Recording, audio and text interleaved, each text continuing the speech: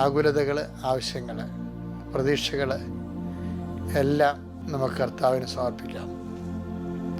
ഇത് വലിയ ഒരു ധന്യമായ നിമിഷത്തിലേക്ക് നമ്മൾ കടക്കുകയാണ്.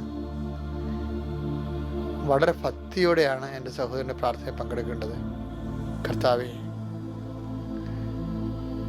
നിന്റെ നാമത്തെ ഞങ്ങൾ മഹത്വപ്പെടുത്തുന്നു. കർത്താവേ, സഭയിലുള്ള സാന്നിധ്യം നീ പ്രകടമാക്കണമേ. 39 വർഷം ഞാൻ അർപ്പിച്ച കുർബാനയുടെ യോഗ്യതയാൽ കൃപാസ്ഥാനത്താറെ ജീവനോടെ പ്രത്യക്ഷപ്പെട്ട പരിശുദ്ധ അമ്മയുടെ മാധ്യസ്ഥത്തിൽ ഞങ്ങളുടെ ഇന്നത്തെ ദിവസം മുഴുവനും അങ്ങയുടെ തിരുസന്നിധിയിൽ സമർപ്പിക്കുന്നു. ഈ മക്കള് നടന്നു പോകുന്ന വഴികൾ, വാഹനം ഓടിച്ചു പോകുന്ന റൂട്ടുകൾ, അത് എത്തിച്ചേരുന്ന സ്ഥാപനങ്ങൾ, ഇടങ്ങൾ, സർവീസ് ഏരിയ,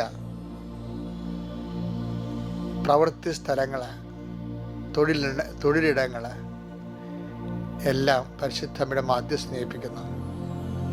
കർത്താവേ, നിന്റെ വിശുദ്ധ പൗരോഹിത്യത്തെ മഹത്വപ്പെടുത്തണമെന്ന് വീണ്ടും പ്രാർത്ഥിക്കുന്നു. സഭയിലുള്ള സാന്നിധ്യം പ്രകടമാക്കണമേ. അങ്ങയുടെ ഓരോ മക്കൾക്കും, ഈ പ്രാർത്ഥനയിൽ പങ്കെടുക്കുന്ന ലക്ഷക്കണക്കിനധികം മക്കൾക്ക് ഈ കുരിശിൻ്റെ അടയാളത്തിൽ ദൈവത്തിൻ്റെ ശക്തിയാൽ കർത്താവിൻ്റെ കരുണ ജ്വലിക്കട്ടെ എന്ന് പ്രാർത്ഥിക്കുന്നു. കർത്താവ്, നിന്റെ ഉന്നതമായ നാമത്തിന് സ്വസ്ഥം ചെയ്യുന്നു. കർത്താവ്, ഞങ്ങളുടെ കൈപ്പിടിയിൽ ഒതുങ്ങാത്ത കാര്യങ്ങൾ,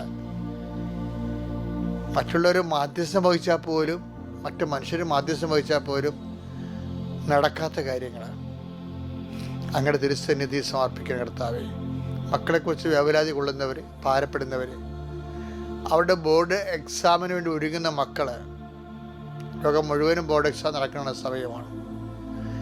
മക്കളെല്ലാം ഒരുങ്ങിക്കൊണ്ടിരിക്കുകയാണ്. ചില മക്കളെക്കുറിച്ച് അധികമായ ഉത്കണ്ഠയുള്ള മാതാപിതാക്കന്മാരെയും സംബന്ധിച്ച് പ്രാർത്ഥിക്കുന്നു. കർത്താവേ, അവരുടെ ജ്ഞാനത്തിലും പ്രായത്തിലും ദൈവത്തിൻ്റെയും മനുഷ്യൻ്റെയും പ്രീതിയിലും അങ്ങ് വളർന്നു വന്നതുപോലെ അതേ ആത്മാവിനാൽ അങ്ങനെ ആശ്രയിക്കുന്ന മക്കളും കർത്താവെ, ഈ ബോർഡ് എക്സാമിന് അതിജീവിക്കാനും വിശുദ്ധിയിലും വിശ്വാസത്തിലും വളരാനും ദൈവത്തിൻ്റെ കരുണയുടെ പരസ്പർശമൊക്കെ അനുഭവിക്കട്ടെ. എൻ്റെ കർത്താവിൻ്റെ ഉന്നതമായ നാമത്തിൽ, സഭയുടെ അധികാരത്തിൽ, കുരിശിൻ്റെ അടയാളത്തിൽ ഞാൻ നിങ്ങളെ ആശീർവദിക്കുന്നു. നിങ്ങൾ സംസാരിക്കുന്ന വ്യക്തികളിൽ പരിശുദ്ധാത്മ നിറയട്ടെ. നിങ്ങളെടുക്കുന്ന തീരുമാനങ്ങൾ ഇന്നത്തെ ദിവസം നിർണായകമായ ചരിത്രപ്രധാനമായ തീരുമാനമാകട്ടെ. അതൊരിക്കലും